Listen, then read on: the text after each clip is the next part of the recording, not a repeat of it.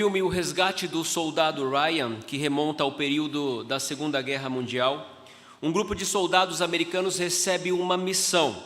A missão é encontrar o soldado James Ryan, cujos 3 irmãos já haviam sido mortos na guerra. A ordem era muito clara: uma vida deveria ser resgatada a todo custo. Uma vida deveria ser resgatada a todo custo.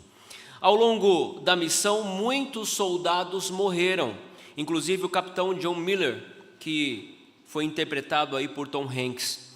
Tom Hanks, no papel, ele entrega a sua vida para garantir, se coloca em risco e morre para garantir que James Ryan sobrevivesse.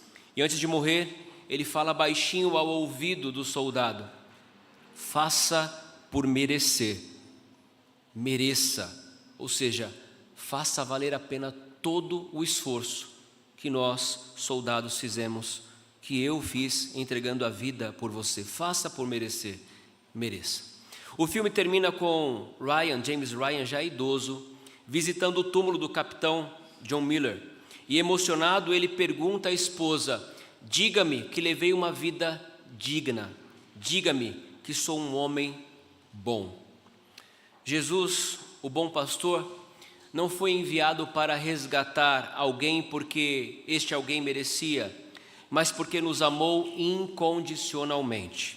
Ele não exigiu que fizéssemos por merecer, ele deu a sua vida voluntariamente, mesmo sabendo que nós somos indignos, pecadores e merecedores da sua ira. Enquanto no filme a missão é por uma vida, no Evangelho de Cristo, o bom pastor entrega-se por todas as suas ovelhas.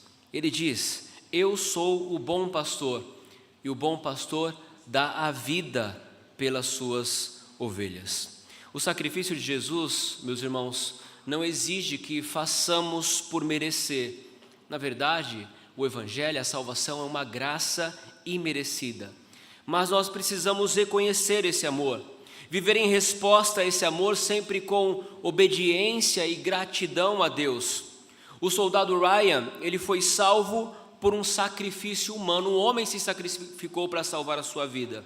Nós, ovelhas do seu pastoreio, fomos salvos pelo Cordeiro, pelo sangue do Cordeiro, o nosso bom pastor, que é Jesus Cristo, que sacrificou a sua própria vida para salvar o seu povo, para salvar a sua igreja. Neste mês de aniversário da igreja, é importante lembrarmos quem é o pastor dessa igreja.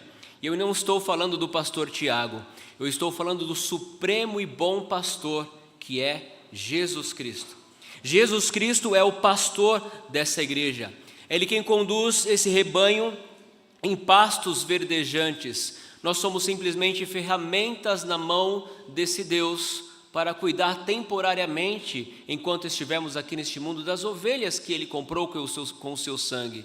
E o próprio pastor, os presbíteros, os demais oficiais também compõem esse rebanho de Cristo. O bispo Charles James Blomfield, por muitos anos, foi bispo em Londres, desde 1828 até 1856. E ele foi uma figura muito proeminente na igreja anglicana e também um classicista muito respeitado. No prefácio da obra de Lewis Bailey, um outro puritano, cujo livro mais famoso foi A Prática da Piedade, ele escreve as seguintes palavras: a igreja? Novamente me perguntam, o que é a igreja? O lavrador em seu labor diário, o operário que trabalha com a sua lançadeira, o comerciante em seu escritório, o estudioso em seu gabinete, o advogado nos tribunais, o senador na sede do governo legislativo, o monarca em seu trono, esses e também os clérigos em sua obra de construção material de edifícios consagrados à honra de Deus. Todos esses constituem a igreja. A igreja é toda congregação de fiéis e cristãos na qual a palavra é pregada, a palavra de Deus é pregada e os sacramentos são devidamente administrados. Ele continua: a igreja é assim constituída sob a cabeça divina, de modo que nenhum membro sofre sem que sofra o corpo todo. Acresce que a grandiosa cabeça, o Senhor Jesus, o sente no mais remoto e mais singelo membro do seu corpo. Nem o membro mais singelo do corpo pode realizar uma prática movida pela fé e pelo amor, sem que os seus feitos e efeitos sejam sentidos por todo o corpo, para benefício de todo o corpo, o qual, ajustado, unido pelo auxílio de todas juntas, cresce e edifica-se em unidade e amor. Olha que palavra maravilhosa que ele fala sobre a igreja. E a igreja é isso, é esse corpo vivo e dinâmico. A igreja não é apenas quando nos reunimos, mas quando estamos no nosso local de trabalho, no nosso escritório, na sala de aula, organizando, administrando alguma coisa, limpando alguma casa, fazendo os nossos afazeres diários. Essa é a igreja que se espalha nos seus afazeres diários, mas que compõe o corpo de Cristo. E nós estamos sob a orientação da cabeça divina, como diz Blomfield. E essa cabeça divina é também aquele que apacenta com amor e com sabedoria o seu rebanho, as ovelhas do seu aprisco, que é a sua igreja. Meus irmãos, quando nós olhamos para esse texto dentro do Evangelho de João, nós precisamos estudar um pouquinho esse Evangelho e perceber na nossa leitura que o Evangelho de João é singular. Ele é distinto de todos os outros 3 evangelhos que costumamos chamar de evangelhos sinóticos. O Evangelho de João ele foi escrito mais tardiamente, por volta do ano 90 depois de Cristo. E na ocasião, João, o discípulo amado, o discípulo do amor, já estava avançado em dias. O foco do Evangelho de João é apresentar Cristo como um ser divino e humano. Ele mostra a divindade de Cristo, mas também apresenta toda a sua humanidade. Ele afirma em diversas passagens que Cristo é o Logos, a palavra, o verbo. Ele é o Deus encarnado, o Deus, o verbo se fez carne e habitou entre nós. E o propósito de João é muito bem definido e esclarecido no capítulo 20, lá no versículo 31, quando ele diz que esse evangelho foi escrito para que creais que Jesus é o Cristo, o Filho de Deus, e para que crendo tenhais vida em seu nome. Em outras palavras, parafraseando João aqui, o seu evangelho foi escrito para desenvolver, firmar, fortalecer a nossa fé em Cristo Jesus, e para que crendo possamos receber vida eterna e vida em abundância. Esse é o propósito do Evangelho de João. E desde os tempos dos pais da igreja, esse 4º evangelho já havia sido atribuído a esse discípulo, o discípulo do amor, o discípulo a quem Jesus amava, um dos discípulos que fazia parte do ciclo mais íntimo de Jesus, junto com Pedro e com o seu irmão Tiago. Irineu, discípulo de Policarpo, que por sua vez foi discípulo de João, ele já escrevia a respeito da autoria desse evangelho sendo atribuída a João, o discípulo amado. E é interessante perceber como João coloca a pessoa de Cristo apontando para uma palavra que era usada apenas para Deus no Antigo Testamento. Você vai perceber que numa leitura ao longo do Evangelho de João, você vai aparecer para você algumas palavras onde Cristo se identifica. Ele se identifica como o eu sou. O eu sou. No capítulo 6, ele se identifica dizendo: eu sou o pão da vida dado pelo Pai que veio do céu. Eu sou o pão da vida dado do céu pelo Pai, capítulo 6. Lá no capítulo 8, ele se revela como: eu sou a luz do mundo que guia os crentes como a nuvem de glória guiou Israel no deserto. Lá no capítulo 10, que nós vamos estudar, ele se identifica como a porta. Eu sou a porta pela qual as ovelhas entram e encontram refúgio e segurança. E ainda no capítulo 10, ele se identifica como: eu sou o bom pastor que dá a vida por suas ovelhas. No capítulo 11, na ocasião da morte de Lázaro, seu amigo, quando ele vai até o túmulo e vê Lázaro morto, ele chora. Mas ele também afirma a Marta e consequentemente a Maria, suas irmãs, se identificando: eu sou o caminho, eu sou a ressurreição e a vida, cuja voz traz vida aos mortos. No capítulo 14, já consolando os seus discípulos, ele se identifica: eu sou o caminho, a verdade e a vida, e ninguém vem ao Pai a não ser por meu intermédio, a não ser por mim. Lá no capítulo 15, ele afirma dizendo: eu sou a videira verdadeira que produz fruto agradável ao viticultor. Meus irmãos, Cristo, portanto, ele se coloca aqui no capítulo 10 como o bom pastor. E se nós repararmos um pouquinho no contexto anterior, lá no capítulo 9, você vai ver que Cristo, como é costume dele no Evangelho, ele faz um milagre, só que foi um milagre especial.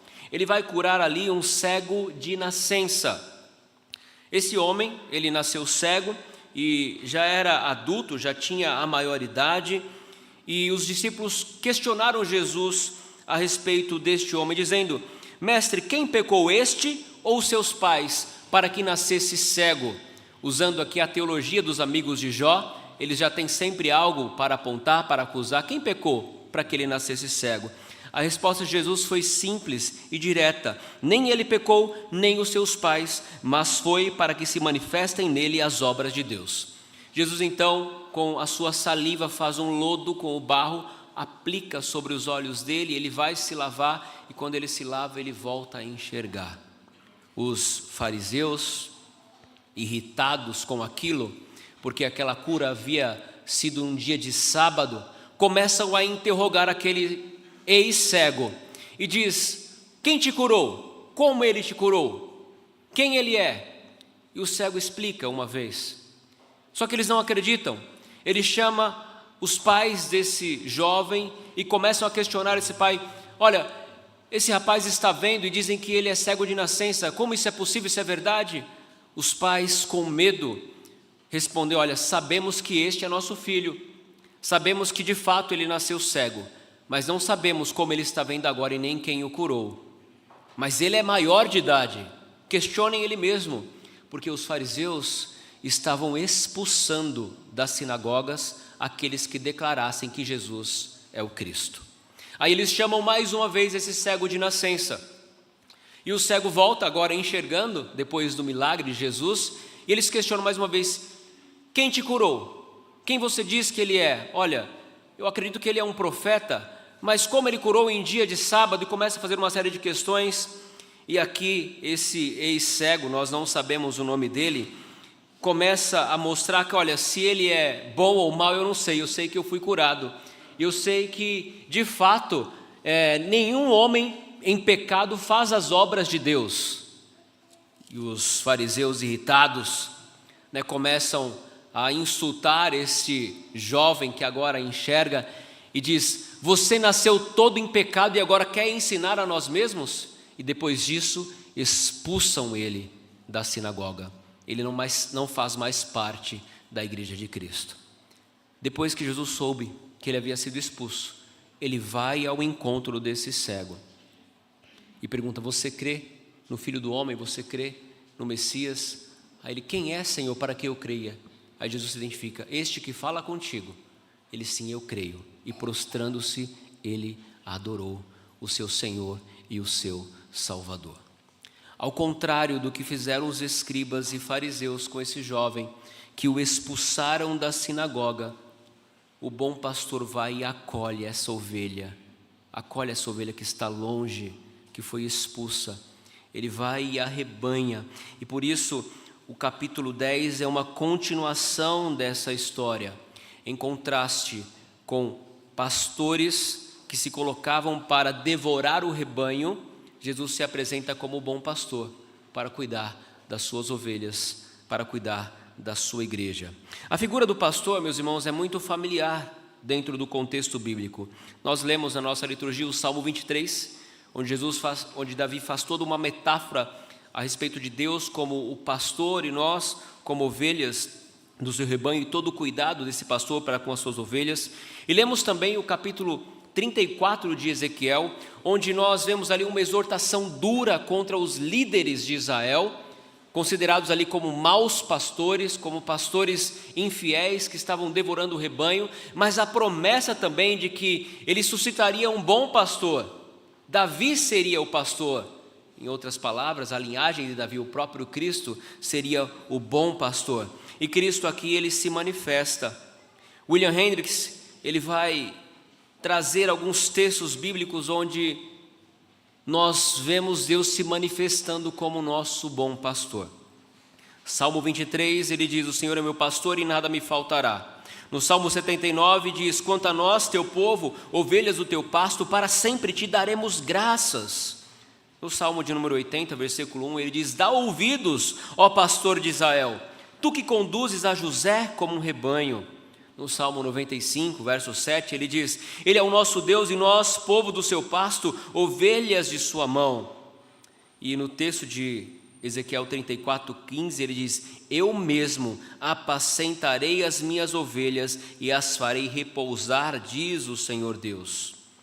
No Salmo 119, ele diz que as ovelhas têm tendência para se desviar e por isso precisam de um pastor para guiá-las. Isso está claro no Salmo 119, versículo 176 e em Isaías 53, versículo 1. O que nós aprendemos com esta passagem de João, capítulo 10, dos versos 1 a 18? Aprendemos, meus irmãos, que Jesus é o verdadeiro pastor que dá vida, proteção e direção às suas ovelhas, provando o seu amor ao entregar-se por elas. Jesus, somente Cristo, é o verdadeiro pastor que dá vida, proteção e direção para as suas ovelhas, provando o seu amor ao entregar a sua vida por elas. A primeira verdade que eu quero destacar nesse texto, meus irmãos, dos versículos de 1 a 6, mantenham aí a palavra de Deus aberta.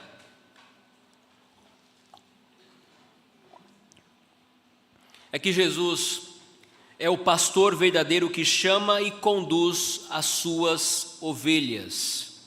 Jesus é o pastor verdadeiro que conduz e chama as suas ovelhas. Ele começa a contar uma metáfora. Ele utiliza uma figura para contar uma verdade espiritual. E estão ali, diante dele, alguns escribas e fariseus ouvindo o que Jesus estava dizendo. E ele começa dizendo: em verdade vos digo, o que não entra pela porta no aprisco das ovelhas, mas sobe por outra parte, esse é ladrão e salteador. Aquele, porém, que entra pela porta, esse é o pastor das ovelhas. Então o que nós vemos aqui é um contraste entre o pastor legítimo e ladrões e assaltantes. Jesus, ele coloca essa parábola em terceira pessoa. Ele não está no texto ainda, mas ele conta uma história. Ele conta uma história a respeito do ladrão e do salteador e do pastor de ovelhas. Em verdade vos digo, o que não entra pela porta no aprisco das ovelhas, mas sobe por outra parte, esse é ladrão e salteador. Agora, aquele, porém, que entra pela porta, esse é o pastor das ovelhas. O primeiro contraste, meus irmãos, é que o ladrão e salteador, ele não tem autoridade para entrar e sair no aprisco. Por isso ele precisa usar um subterfúgio e adentrar em outra maneira pelo abrigo. Nós precisamos entender um pouquinho o contexto pastoril da época em que Jesus está contando aqui. A região de Jerusalém, ela é uma região de vales, montanhas, e alguns pastos, e esses pastos às vezes são difíceis. Então os pastores precisam caminhar com as suas ovelhas, encontrar pastos para que elas possam se alimentar, água para que elas possam beber, e depois, ao findar da tarde, no cair do dia, eles voltam e colocavam as suas ovelhas no aprisco. Havia um aprisco grande, principalmente usado na época do inverno, no frio, onde os pastores traziam ali as suas ovelhas e abrigavam as suas ovelhas dentro daquele aprisco. O aprisco era cercado com um muro e também tinha uma porta que era trancada, que ficava trancada. E essa porta tinha um porteiro. Esse porteiro era responsável por permitir a entrada e a saída dos pastores. Então os pastores pegavam o seu rebanho, pastoreavam ali, alimentavam o seu rebanho, e no final do dia eles voltavam e o pastor abria para eles. Agora o ladrão, o objetivo não é cuidar das ovelhas. O salteador, o objetivo não é cuidar das ovelhas, mas como os maus pastores de Israel 34, eles estavam apenas querendo usurpar, usufruir dessas ovelhas, alimentar dessas ovelhas, usufruir da sua lã. Ele não tinha cuidado porque era ladrão e salteador. Agora o pastor não. O pastor, ele entra pela porta, o porteiro abre, olha o versículo 3. Para este, o porteiro abre, as ovelhas ouvem a sua voz e chama pelo nome as suas próprias ovelhas e as conduz para fora. Olha que interessante, esse porteiro ele abre porque o bom pastor ele tem autoridade, ele tem a autenticidade para entrar e sair, e o porteiro conhece ele. E ele entra, e ao entrar ele começa a chamar as suas ovelhas. Ele chama as suas ovelhas pelo seu nome, porque ele conhece as suas ovelhas. E depois ele conduz essas ovelhas para fora, para procurar pastos verdejantes. Meus irmãos, nós temos um paralelo aqui muito interessante a respeito do cuidado de Jesus Cristo. Jesus Cristo conhece cada um de nós. Ele conhece cada um de nós pelo nome. Ou seja, ele se envolve pessoalmente com cada ovelha do seu rebanho. Ele cuida do coletivo, mas ele conhece também cada um dos nossos problemas, das nossas lutas, das nossas dificuldades, porque ele conhece e chama cada uma pelo nome. As suas próprias ovelhas, as ovelhas que pertencem a esse pastor, e as conduz para fora. Olha o versículo 4. Depois de fazer sair todas as que lhe pertencem, vai adiante delas, e elas o seguem, porque lhe reconhecem a voz. Se por um lado o pastor conhece as suas ovelhas, chama cada uma pelo nome, as ovelhas também reconhecem o seu pastor. Elas ouvem, elas identificam a voz do pastor e elas seguem o seu pastor. Uma boiada, né, o peão, geralmente ele toca a boiada, ele fica atrás do rebanho empurrando o rebanho. Agora, as ovelhas não. As ovelhas são conduzidas à frente pelo pastor. O pastor identifica os perigos, o local onde ele vai levar as suas ovelhas, o local onde tem boas pastagens, e as ovelhas, atentamente, obedientemente, ouvindo a voz do pastor, o seguem. Eles seguem esse pastor, porque conhecem a voz do seu pastor. Mas o versículo 5 diz: mas de modo nenhum seguirão o estranho, antes fugirão dele, porque não conhecem a voz dos estranhos. Eu não sei se você já viu esse vídeo, onde está um pastor e algumas pessoas ali, as ovelhas longe, né, pastando bem ao longe, e aí as pessoas tentam chamar as ovelhas, eles explicam: fala isso, chama assim. E eles tentam chamar, gritam, né? Outro vai e tenta também, as ovelhas continuam se alimentando como se nada estivesse acontecendo. Mas de repente o pastor se coloca e chama as suas ovelhas. Ao ouvir a voz, imediatamente elas param de comer, levantam a cabeça, identificam que é o pastor e começam a vir, e vem rápido. Elas vêm correndo porque ouviram a voz do seu pastor. E aqui, meus irmãos, nós precisamos traçar um paralelo. Jesus é o nosso bom pastor. Ele quem nos guia e quem nos conduz a toda a verdade. Mas, diante de tantas coisas em que estamos vivendo no nosso dia a dia, das redes sociais, nós precisamos nos perguntar: a quem nós temos ouvido? A quem nós temos ouvido? Estamos ouvindo a voz do bom pastor falando ao nosso coração, ou as vozes dissonantes dos influencers, da mídia, deste mundo que só promove a corrupção e a injustiça? Quem de fato é que conduz os nossos passos? A quem nós temos seguindo? A quem nós estamos seguindo? Vocês estão de fato ouvindo, se apercebendo? Vocês estão com os ouvidos sensíveis para ouvir a voz do pastor? Ou como ovelhas rebeldes, taparam os ouvidos e não mais reconhecem a voz de Cristo falando ao seu coração? É preciso calar as nossas próprias vozes, o nosso eu, abdicar das nossas vontades para ouvirmos a voz do bom pastor, que nos conduz a pastos verdejantes. Porque se ouvirmos qualquer outra pessoa, se ouvirmos o nosso próprio coração, o nosso próprio desejo, as nossas próprias vontades, nós vamos passar fome, porque não sabemos onde encontrar boa pastagem, não sabemos onde encontrar água pura, cristalina, e vamos sofrer durante os anos de pastagem que ainda temos neste mundo. A quem nós estamos ouvindo? A quem nós estamos seguindo? Reconheçam a voz de Cristo falando ao seu coração, para que Ele possa conduzi-los a pastos verdejantes. Contraste entre o pastor e ladrão e os ladrões e salteadores. Mas existe um porém. Às vezes Jesus contava parábolas e o propósito era tanto para encobrir quanto para revelar. Encobrir daqueles a quem não era dado discernimento e conhecimento para entender as verdades de Deus através dessas histórias, dessas parábolas, mas revelar aos seus discípulos, aqueles que eram mais chegados, para que pudessem compreender a verdade de Jesus que estava contando através dessas histórias. O versículo 6 diz que Jesus lhe propôs esta parábola, mas eles não compreenderam o sentido daquilo que lhes falava. Então Jesus vai começar a explicar de uma outra forma. E ao explicar de uma outra forma, ele se coloca agora na história. Antes falava na terceira pessoa de um pastor e de ladrões e salteadores. Agora ele entra dentro da metáfora, dentro dessa parábola, para mostrar com mais intensidade, com mais clareza, as verdades espirituais de Deus a partir desta parábola. E a segunda verdade desse texto é que Jesus, ele se revela como a porta das ovelhas, a única entrada para uma vida abundante. Acompanhe aí a leitura dos versos 7 a 10. Jesus, pois, lhes afirmou de novo: em verdade vos digo, eu sou a porta das ovelhas.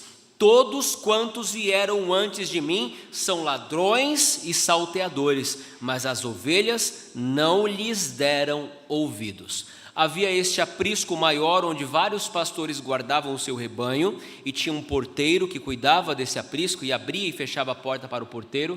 Mas havia também apriscos menores, geralmente usado no período do verão, onde eles saíam para levar as suas ovelhas, depois guardavam essas ovelhas dentro desse aprisco menor, nas montanhas, em lugares mais acessíveis, mais próximo, onde as ovelhas pastavam.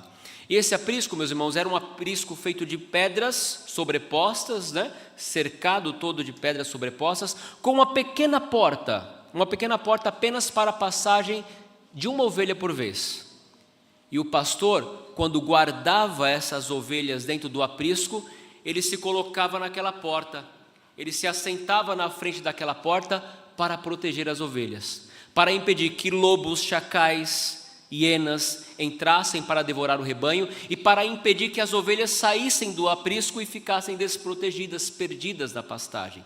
Esse é um outro tipo de aprisco. É sobre esse aprisco que ele está falando. Ele diz: eu sou a porta das ovelhas. Eu que me coloco como pastor para cuidar dessas ovelhas, para impedir que lobos entrem e arrebatam as minhas ovelhas e para impedir também que elas fujam desse lugar seguro que eu as preparei. Então Jesus se coloca como a porta.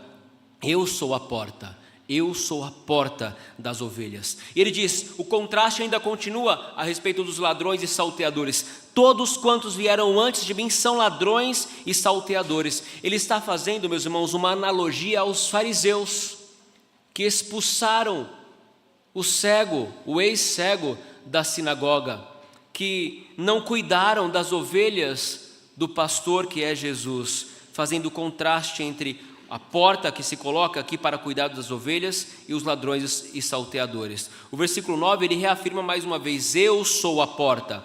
Se alguém entrar por mim, será salvo. Entrará e sairá e achará pastagem. Percebam que os assuntos a respeito de ovelhas, de pastagem, se misturam com verdades espirituais aqui.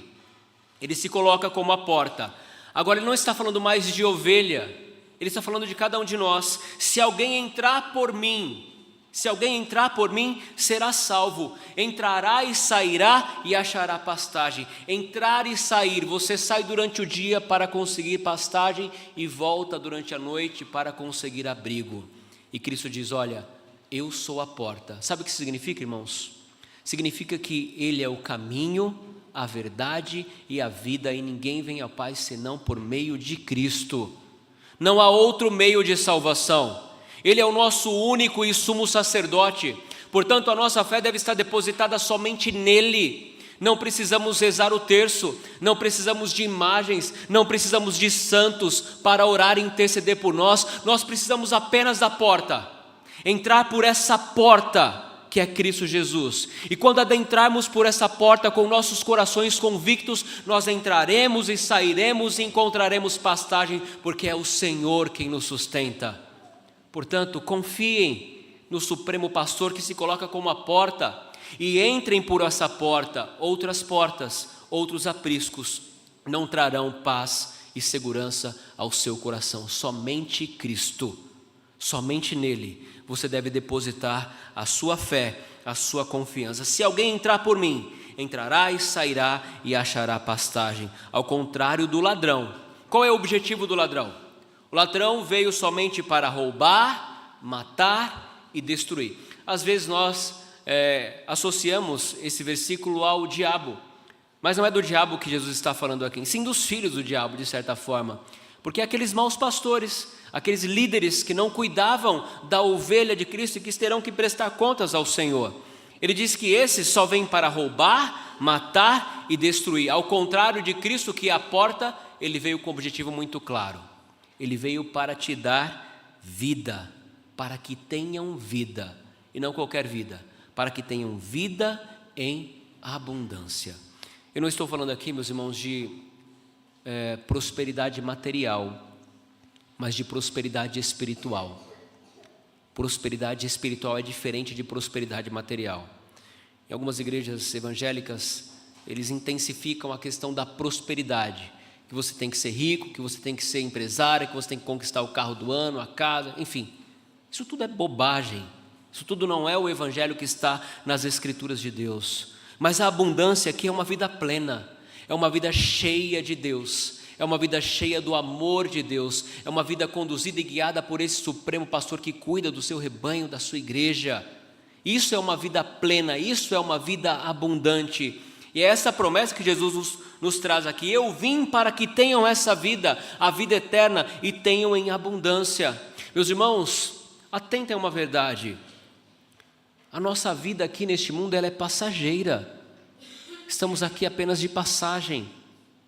No Salmo de Moisés, ele diz: quando há vigor a nossa idade sobe a 70, 80 anos. Mas ele diz: o melhor deles é a canseira, o enfado. Depois ele diz: ensina-nos a contar os nossos dias, para que alcancemos coração sábio. Você precisa se concentrar não apenas na sua vida aqui neste mundo, mas na vida eterna e abundante que Deus tem preparado para cada um de nós. É lá que você vai passar a eternidade com o seu Supremo Pastor, na companhia das ovelhas que Ele também salvou e congregou por meio do seu sacrifício na cruz. Basta você crer que Ele é a porta, a única via para a salvação, e crer que somente em Cristo há segurança e plenitude, e toda tentativa fora dele, em outra porta, leva à destruição espiritual. A terceira verdade que eu quero destacar neste texto, meus irmãos, é que Jesus agora se apresenta como o bom pastor que dá a vida pelas ovelhas. O contraste agora não é mais os ladrões, não são mais os ladrões e salteadores, mas o bom pastor e o mercenário. Atentem para a passagem. Eu sou o bom pastor dá a vida pelas ovelhas. Observem quantas vezes essa expressão vai se repetir. Eu sou o bom pastor dá a vida pelas ovelhas. O contraste, o mercenário que não é pastor, a quem não pertencem as ovelhas, vê vir o lobo, abandona as ovelhas e foge. Então o lobo as arrebata e dispersa. Os mercenários eram aqui alguns homens que eram contratados para cuidar do rebanho. Mas eles não tinham um cuidado pelo rebanho, eles estavam apenas interessados no dinheiro, no salário, no pagamento que eles teriam por ficar algumas horas ali com aquele rebanho. Mas eles pouco se importavam se uma ovelha caía no buraco, se uma delas quebrasse a perna, ou se alguma delas fugisse do rebanho, ele tampouco ligaria de ir atrás dessa ovelha, porque ele é mercenário, ele faz aquilo que é próprio do mercenário, porque o mercenário aqui não tem cuidado das ovelhas. Mas o contraste é que Jesus, ele se coloca como bom pastor, ele está na história, não está falando de um pastor qualquer, está falando dele mesmo. Eu sou o bom pastor. E algo extraordinário, o bom pastor dá a vida pelas ovelhas, ou seja, Cristo já entregou a vida por você, ao ser levantado numa cruz. Ele sofreu o castigo que era nosso, e por isso dizemos que a morte de Cristo foi substitutiva, foi vicária. Vicária significa que foi em nosso lugar. Ele sofreu em nosso lugar, Ele deu a vida por nós. Ele assumiu a cruz que era nossa, porque nós pecamos, nós somos dignos da ira de Deus, mas Ele fez isso por nós, ou seja, Ele entregou como bom pastor, Ele deu a vida pelas ovelhas. Ele está disposto a nos proteger dos perigos, diante de um lobo, diante de um leão, de um urso, como Davi enfrentou, que Davi era um bom pastor das ovelhas de seu pai. Quando o leão tentou arrebatar as suas ovelhas, ele se colocou à frente do leão e o enfrentou e o derrotou. Quando o urso também tentou fazer isso, da mesma forma, ele se colocou diante do urso, o enfrentou e o matou. Agora o mercenário não. O mercenário não faz isso, por que não? Porque o mercenário foge, porque é mercenário. Quando ele vê o lobo, o perigo, ele foge, porque é mercenário e não tem cuidado das ovelhas. O bom pastor e o mercenário. O contraste continua. Eu sou o bom pastor, versículo 14, conheço as minhas ovelhas e elas me conhecem a mim, assim como o Pai me conhece a mim e eu conheço o Pai, dou a minha vida pelas ovelhas. Mais uma vez, repete a expressão, eu dou a vida pelas ovelhas. Agora, algo interessante no versículo 14 é a comunhão que temos em Cristo, a intimidade que temos com Cristo. O bom pastor conhece as suas ovelhas conhecem o bom pastor, assim como o pai conhece o filho conhece o pai, ele também conhece as suas ovelhas. Meus irmãos, qual o nível de intimidade que nós estamos tendo diariamente com Cristo?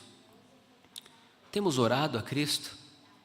Temos apresentado a nossa família a Cristo?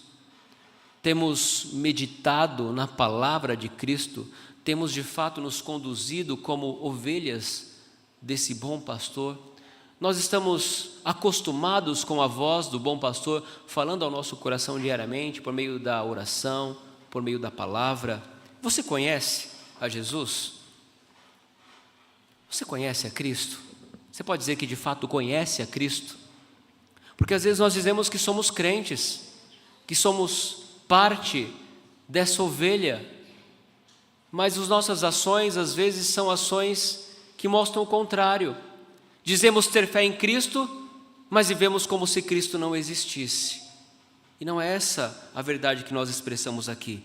O bom pastor diz, conheço as minhas ovelhas, e as ovelhas que de fato pertencem a esse rebanho conhecem o bom pastor. Por quê? Porque o bom pastor deu a sua vida por suas ovelhas. O verso 16 aponta para um futuro próximo, onde Jesus faz a predição do que vai acontecer lá no dia de Pentecostes, em Atos 2. Ele diz, ainda tenho outras ovelhas, não deste aprisco, a mim me convém conduzi-las, elas ouvirão a minha voz, então haverá um rebanho e um pastor. Ele diz, olha, o meu rebanho é extremamente grande, e há algumas ovelhas que se achegarão a este rebanho, ovelhas de outras tribos, línguas e nações. E quando vemos o livro de Atos com atenção, vemos as palavras de Jesus aqui descritas nos versos 16 se cumprindo.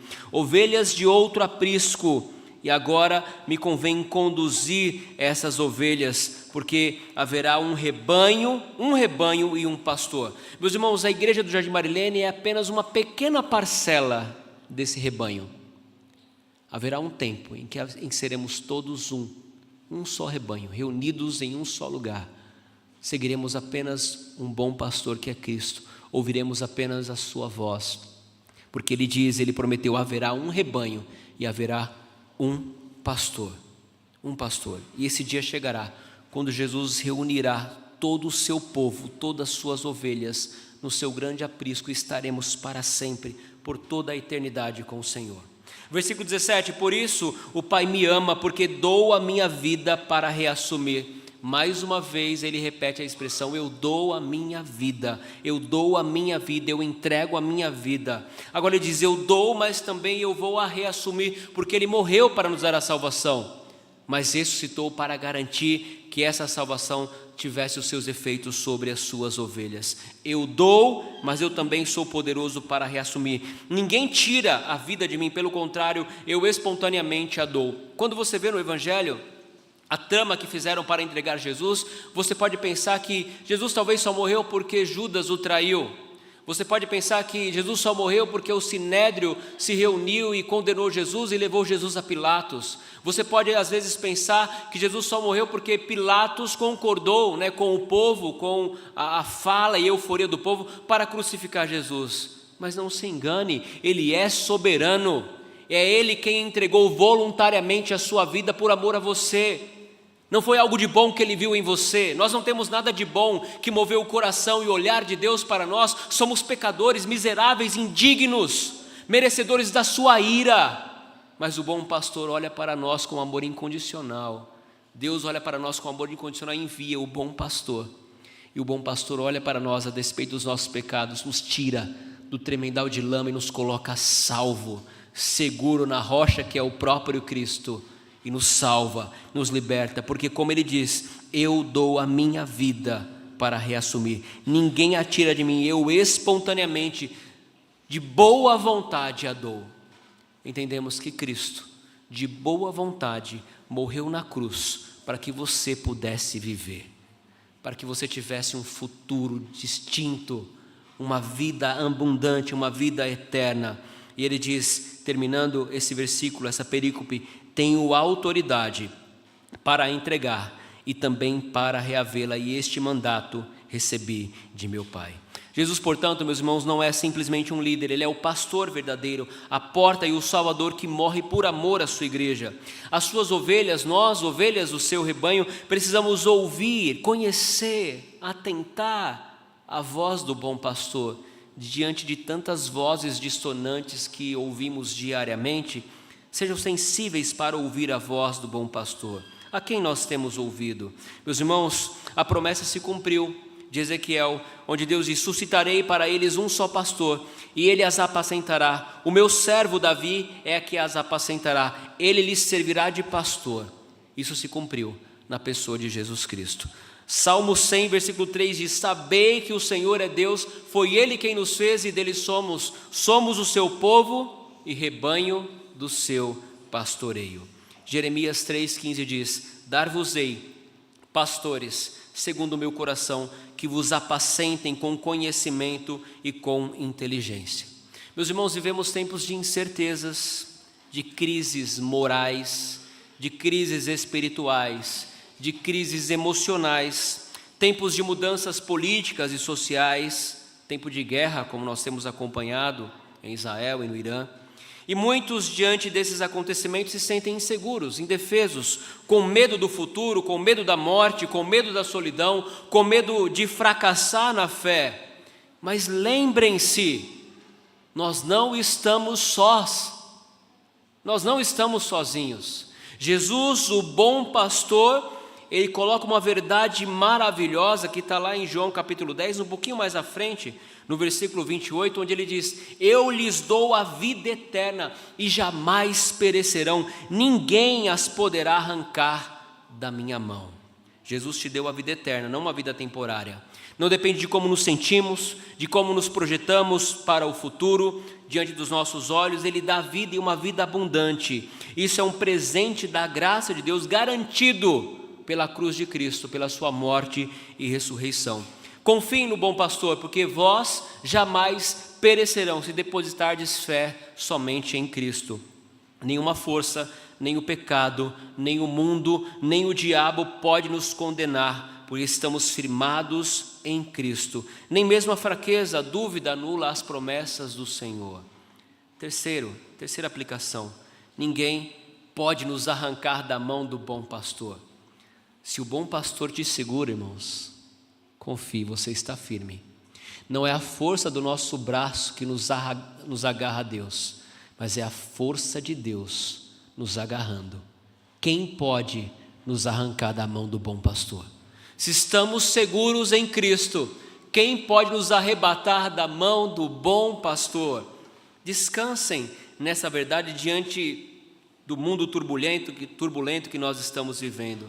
A imagem de um pastor é aquele que segura firmemente a sua ovelha. Mesmo que às vezes nós cambaleamos, Ele não nos solta, estamos seguros em suas mãos. Hoje, como rebanho de Cristo, não precisamos temer, precisamos ouvir a sua voz, precisamos segui-lo para não andarmos perdidos ou abandonados, porque Ele conhece cada um de vocês e conhece pelo nome, conhece as suas dificuldades, conhece as suas feridas, e somente Ele tem um remédio para curar, somente Ele tem vida, vida abundante, vida eterna. Portanto, confiem no Supremo Pastor. Não é a tua força que te mantém seguro, é a fidelidade de Deus nos segurando como bom pastor. Que possamos descansar nessa verdade. E lembrem, Jesus é o verdadeiro pastor que dá a vida por suas ovelhas, que dá proteção, direção, provando o seu amor ao entregar-se por elas. Que Ele nos abençoe, nós possamos ser abençoados em nome de Jesus.